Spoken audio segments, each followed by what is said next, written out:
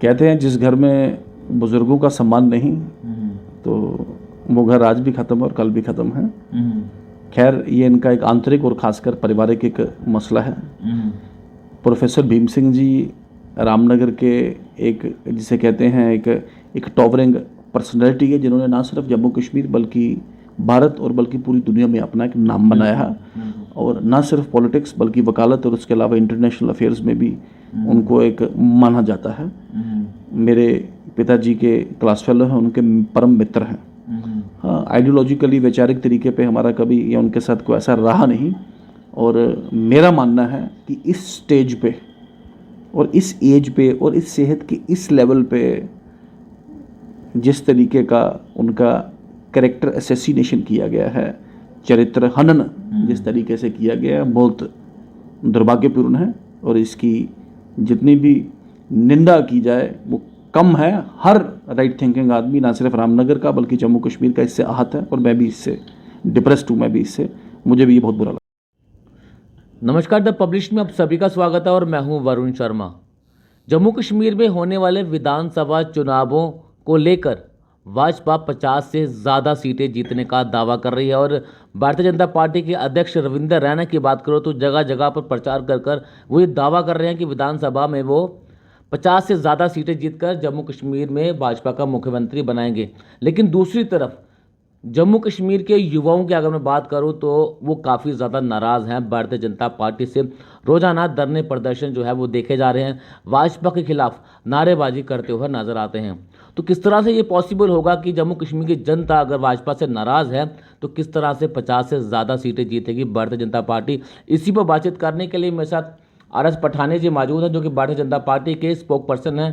Sir, आपका बहुत बहुत स्वागत है। आपका शुक्रिया वरुण जी, थैंक यू। पठान साहब, भाजपा के अध्यक्ष जो हैं रविंद्र रैना जी, वो जगह जगह प्रचार कर रहे हैं कि विधानसभा चुनावों में वो 50 से ज़्यादा सीटें जीतेंगी।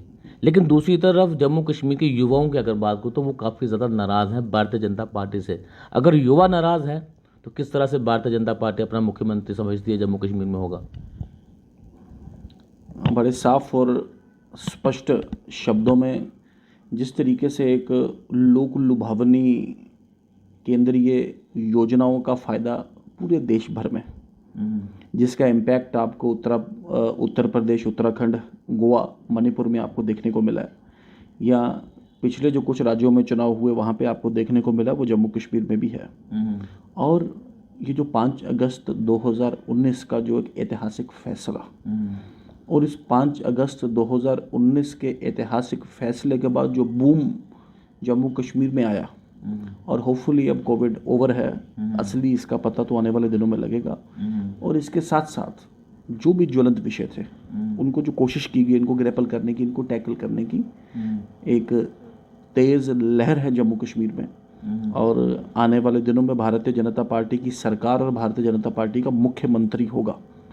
जो आपने दूसरा लेग अपने सवाल का पूछा, देखें जो ज़ख़म बल्कि जो अल्सर, बड़ा ज़ख़म जो कई दशकों से जम्मू कश्मीर को खा रहे हैं, एक स्ट्रोक के साथ उनको साफ करना, लेकिन कोशिश उस तरफ भी की जा रही है।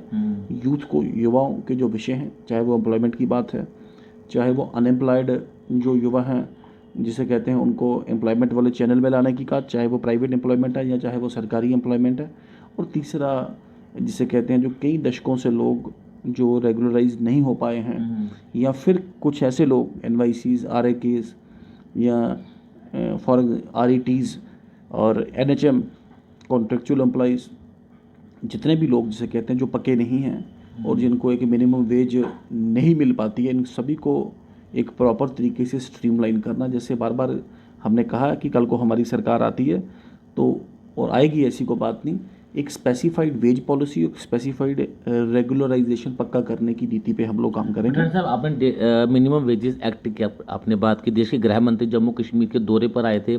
जम्मू कश्मीर की जनता को संबोधित करते हुए कहा कि हमने जम्मू कश्मीर में मिनिमम वेजेस एक्ट लागू कर दिया, लेकिन उसका फ़ायदा आज तक जम्मू कश्मीर के लोगों को नहीं मिला। देखिए, मैं आपके ध्यान में रहे, to put the record straight, विधानसभा पे सबसे पहले ये मैंने ही बात की थी, फिर लोगों को पता लगा ये मिनिमम वेजेस एक्ट पे भी एक जितनी भी यूनियंस थी सबने इस पे विषय बनाने की कोशिश की। आपके ध्यान में रहे कि मिनिमम वेजेस एक्ट एक कानून है सेंट्रल सरकार के द्वारा जिसमें मिनिमम वेज स्पेसिफाइड है और कोई भी आदमी अपने घर, अपने फैक्ट्री, अपने व्यापार में उससे कम अगर किसी आदमी को एंगेज करेगा तो उसमें उसके ऊपर एक्शन, उक्त एक्शन उसमें स्पेसिफाइड है। बट सरकार खुद ही मिनिमम वेज से कम एसपीओ, डेली वेजेस वगैरह या कॉन्ट्रेक्चुअल एम्प्लॉइज, इनसे काम ली जा रही थी इसमें। और ये बड़ी बात है कि वो भारतीय जनता पार्टी की सरकार, वो विधानसभा का सत्र जिसके बाद ये स्पॉटलाइट में आ गया है। जैसे एसपीयूज की तनख्वाह पहले मिनिमम वेज से कम थी, अब मिनिमम वेज से ऊपर चले गई है। जैसे आपके ये जो जिसे कहते हैं कॉन्ट्रेक्चुअल वर्कर्स थे, majority of the contractual workers आज मिनिमम वेज से ज़्यादा जिसे कहते हैं तनख्वाह ले रहे हैं। और कोशिश की, मुझे लगता नहीं इस वक्त कोई भी ऐसा डिपार्टमेंट, कोई भी ऐसा सेक्टर छिटपुट बड़े थोड़े किसी को छोड़ के किसी भी अपने मुलाजिम को मिनिमम वेज से कम तनख्वाह दे रहा है। कुछ ऐसे हैं जैसे पार्ट टाइम वर्कर्स हैं। अब मान लीजिए आपका सवाल जैसे होगा विलेज डिफेंस कमेटी के लिए आपने 4,500 बोल दी, तो विलेज डिफेंस कमेटी वाले अभी उनका वेतन तो हमारा मांग है कि उसको बढ़ाना है, लेकिन मिनिमम वेज एक्ट वाला वो जिसे कहते हैं वो जो वीडीसी वर्कर, उस पर मिनिमम वेज एक्ट चलेगा नहीं क्योंकि वो परमानेंट मुलाजिम नहीं है। उसको 24/7 उसको काम करना नहीं, उसको ऑपरेशन में ही काम करना है। तो ये कोशिश की जाएगी और कोशिश की है, और ऐसा आर्गूमेंट बनाने की, ऐसी पृष्ठभूमि बनाने की कोशिश की गई जैसे मैंने आपको कहा कि कम से कम मिनिमम वेजेस एक्ट का जो इम्प्लीमेंटेशन है वो letter as well as spirit में हो। पठान साहब, जम्मू कश्मीर में दो मुद्दे जो हैं वो काफ़ी ज़्यादा अहम हैं। एक डेली वेजेस को पक्का करना, दूसरा बेरोज़गारी को ख़त्म करना। पंजाब में आपकी सरकार बनी, सबसे बड़ा फैसला लिया कि डेली वेजेस को वहाँ पर पक्का किया जाएगा। अब कहीं ना कहीं जम्मू कश्मीर में भारतीय जनता पार्टी के लिए एक खतरा बनने जा रही है आम आदमी पार्टी। क्या लगता है कि भारतीय जनता पार्टी की सरकार आने से पहले या आने के बाद डेली वेजेस पक्के होंगे क्या? आम आदमी पार्टी, आपके चैनल पे बता दूं कि अब गॉड नोज उनकी क्या स्ट्रेटजी बनती है, कितनी सीटों पर लड़ते हैं, कौन कौन किसी को कैंडिडेट उतारते हैं। आई डाउट 90 की 90 विधानसभाओं पे आम आदमी पार्टी किसी एक सीट पे ज़मानत भी अगर अपनी बचा जाएगी तो उसमें बात करेंगे। उसमें आम आदमी पार्टी के लिए ज़मानत बचाना जिसका आधार कोई नहीं, जिसका नाम कोई नहीं, और भारतीय जनता पार्टी से कहाँ टक्कर लेगी। आप एक दिल्ली और पंजाब को एक्सेप्शन में देखें। मैंने पहले भी कहा कि दिल्ली में भी कांग्रेस को हरा के आम आदमी पार्टी आई है, पंजाब में भी कांग्रेस को हरा के आम आदमी पार्टी आई है। अनलकीली पंजाब में हमारा जिसे कहते हैं संगठनात्मक ढांचा इतना मजबूत ऑनेस्टली स्पीकिंग नहीं था। वहाँ हम अकाली दल के साथ गठबंधन में लड़ते थे और उस गठबंधन में हमारा संगठन जिस तरीके से फ्लरिश करना चाहिए था, हाँ आने वाले वक्त में अगले चुनाव में भारतीय जनता पार्टी एक बहुत बड़ी ताकत बन के उभरेगी पंजाब में, लेकिन या फिक्स रहे। लेकिन आपकी अगर बात हो, केंद्र में भाजपा की सरकार थी, केंद्र में भाजपा की सरकार होने के बावजूद भी दिल्ली में आम आदमी पार्टी ने क्लीन स्वीप कर दिया। ये एक बड़ा चैलेंज है भारतीय जनता पार्टी के लिए। दूसरा सवाल पुट करूंगा कि आम आदमी पार्टी की अपनी सरकार है दिल्ली में, लेकिन एक भी एमपी उनका दिल्ली में नहीं जीत पाया। फिर सरकार होते हुए उनका एक सांसद नहीं जीत पाया। देखें, आम आदमी पार्टी, भारतीय जनता पार्टी एक विचारधारा से बेस्ड जिसे कहते हैं एक पॉलिटिकल, एक राजनीतिक पार्टी है। आम आदमी पार्टी अपना एक गवर्नेंस मॉडल के नाम पे, विचारधारा उनकी कोई नहीं, लेकिन लोगों के गवर्नेंस मॉडल को लेकर लोगों में जाते हैं और वो गवर्नेंस मॉडल दिल्ली में बुरी तरीके से पिट चुका है। लोग एक बार गलती कर चुके, अगली बारी पता लग जाएगा आपको। पंजाब एक जिसे कहते हैं उधार के तले दबी हुई स्टेट है, और उस उधार के तले दबी हुई स्टेट में किस तरीके से लोक लुभावने जो उन्होंने हर महिला को 1,000 के 1,500, हर एक को मुफ्त बिजली, एम्प्लॉयमेंट का बहुत बड़ा नाम है, इंडस्ट्रियल इन्वेस्टमेंट का बहुत बड़ा नाम है, ड्रग फ्री करेंगे, क्राइम फ्री करेंगे। अरे भाई करें, हम भी कोऑपरेट करेंगे। वी ऑल्सो वांट कि पंजाब ड्रग फ्री हो, पंजाब क्राइम फ्री हो, पंजाब एक जिसे कहते हैं खूबसूरत एक क्षेत्र, हर क्षेत्र में जिसे कहते हैं पंचमुखी विकास में एक पूरे देश में लीडर उभर के आए। बट पहले पंजाब वाला काम तो कर दे, वो डोगरी जाख देन उसी की आगे के दौड़ते पीछे पीछे चौड़ के आगे दौड़ने की जरूरत नहीं है। लेकिन दिल्ली में करके दिखाया, जो आपने कहा था वो दिल्ली में उन्होंने करके दिखाया। फ्री बिजली, फ्री पानी तो उन्होंने लोगों को मुहैया करवाया, ये तो आपको मानना पड़ेगा। देखें, कुछ लिमिट तक और कुछ सेक्शन ऑफ लोगों के लिए बिजली की उन्होंने बात की है, पाने की।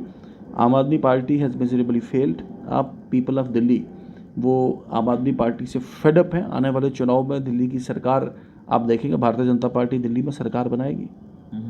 ये may take it from me, Aam Aadmi Party has miserably failed in Delhi.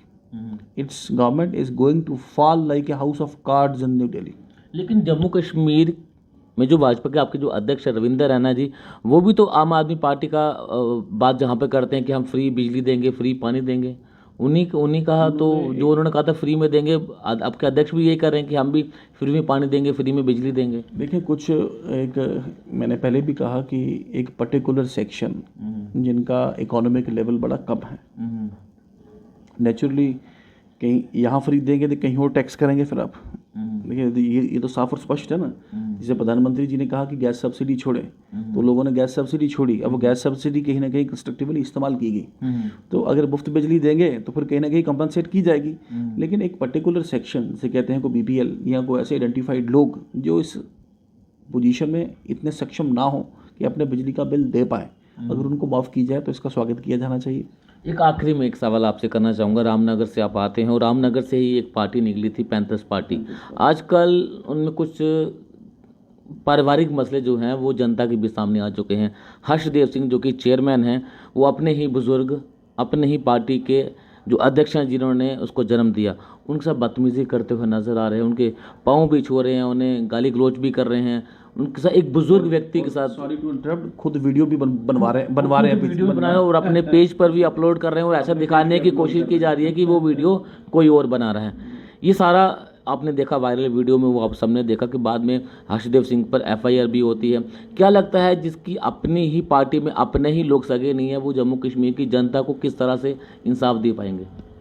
कहते हैं जिस घर में बुजुर्गों का सम्मान नहीं तो वो घर आज भी ख़त्म है और कल भी ख़त्म है।